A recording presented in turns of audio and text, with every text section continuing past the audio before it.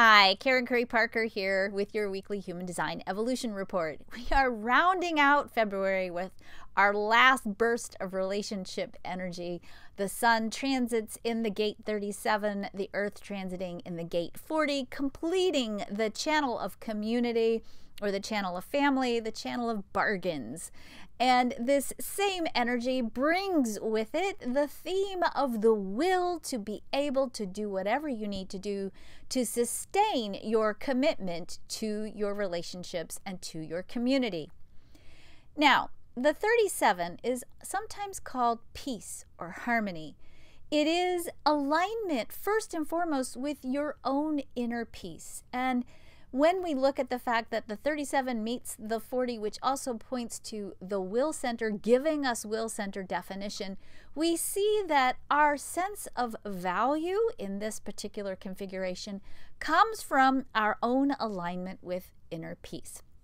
And that when we are aligned with our inner peace and our own sense of value, then we have sustainable capacities to bring to our partnerships. Let me flesh that out a little bit because it's really, really important. And I think a beautiful way to end February, this relationship month that we've been playing with all month, right? The 37, the energy of inner peace, is about being peaceful and making a commitment to sustaining peace in all of your relationships. That can be your more intimate partnerships, that can be your relationships with your family, that can be your commitment to your community, or even the commitment to any kind of relationship that you've made contractually. So maybe business partnerships and even business agreements fall into that category.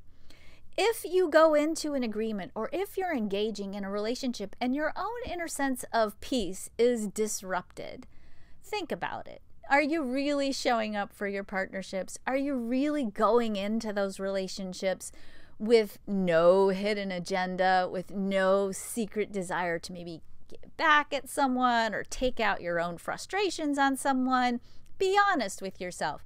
When we are destabilized internally, when we are not aligned with our own sense of peace, we struggle to create peace in every aspect of our lives, including our relationships. So we have to start first, if we're going to create peace, by being peace. There's a certain amount of wisdom to be the change you wish to see in the world. Peaceful people create more peace. People who are struggling with inner peace manifest that in every aspect of their lives, including their relationships. In Judaism, there is a phrase called Shalom Bayit, means peace in the home. And it's an act of consciously creating peace in your home, both your physical home and in the home of your relationship and the home of your heart. I invite you this week to explore where perhaps do you need to align yourself with a deeper sense of inner peace, your own inner harmony, so that the relationships and the agreements that you craft are aligned in a sustainable way with a high quality of peace. Not only that, because the other end of that channel isn't just about peace, it's also about willpower, and willpower in relationship to your own sense of value, your self-worth.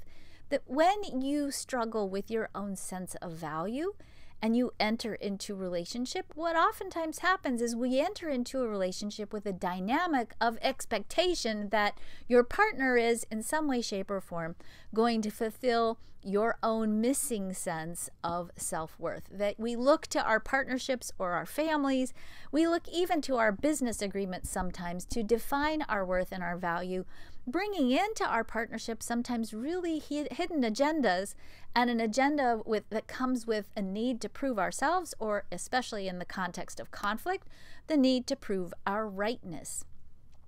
So explore this week, are you engaged in any kind of lack of peace in your partnership that is perhaps rooted in a disruption of your own inner sense of peace and your own perhaps lack of value in the relationship?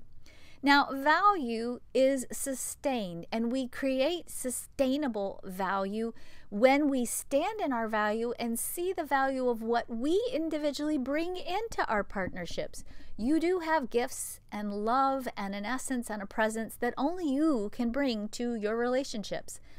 For you to be able to be fully present to your relationship, you have to also be sustainable. You can't limp into a relationship with unmet energy needs, with depletion and exhaustion because you haven't been taking care of yourself, because maybe you haven't valued yourself enough, and then expect your partner to make up for your own sense of depletion because you didn't take care of yourself in the first place. So certainly it's also an invitation this week to explore, is your life a reflection of your value? Are you doing what you need to do to take care of yourself so that you can fully show up for your relationships, for your partnerships, in your agreements, with the willpower, the endurance, the sustainability to be able to hold true to your part of the bargain in the relationship? Now, that being said, the last piece that's really important to explore as we look at this energy is this is the channel of bargains and agreements. This is the place where we make legal contracts, including the contract of marriage in the chart. If you are entering into any kind of a relationship that has agreements with it, you've got to talk about the agreement. You can't have hidden expectations or hidden desires that you're hoping your partner will just intuitively get without you having a conversation about it, and then be deeply disappointed in the partnership because you never had that conversation in the first place. There is a potential with this energy for us to engage in fantasy kinds of thinking, especially around our partnerships. And one of the things that I see in the work that I've done with people in partnership over the last 35 years is that one of the biggest pains in relationships, or even death knells in relationships, is the failure to communicate adequately about expectation. And that when expectations are unspoken and consequently unmet, we tend to take our relationships out and destroy them in sometimes the least elegant way possible. Remember, the opposite of peace is war. And whenever we go to war in our partnerships, we run the risk of not only hurting each other, but also breaking our own hearts. And if we've broken our own hearts because we've failed to communicate adequately what the expectation was and hammer out an agreement that worked for all parties in the partnership, then that's sometimes just a really unnecessary waste of pain. So I invite you this week to explore, where do you need to perhaps create a greater sense of alignment with your own inner peace, with your own sense of self-worth, so that you're walking into your partnerships and your agreements that you make in your partnerships completely present without hidden agendas? Where perhaps in your relationships do you need to let go of your fixed position and explore how you can commit more deeply to keeping peace in the partnership rather than being right in the partnership? And I invite you to explore, are you valuing yourself enough so that you're sustaining your own self and that you're showing up in your partnerships full on, fully present, and not depleted and wanting to take energy from your partner because you haven't been able to take it or create it for yourself from your own lack of value, perhaps?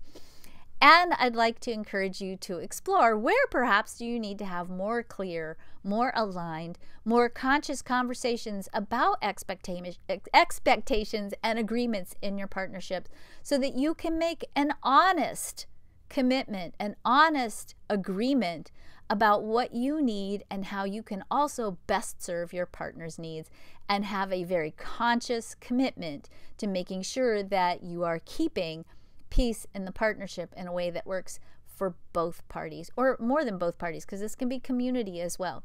So big things to think about this week, things that take courage this week, things that require authenticity and alignment. And certainly if you're dealing with conflict this week in any of your relationships, stop first and sit in peace for 5 minutes. Ask the question, what needs to happen in my relationship for me to deepen the quality of respect, sustainability, to be clear about my expectations, and to create a greater sense of love and peace in my partnerships? That's it.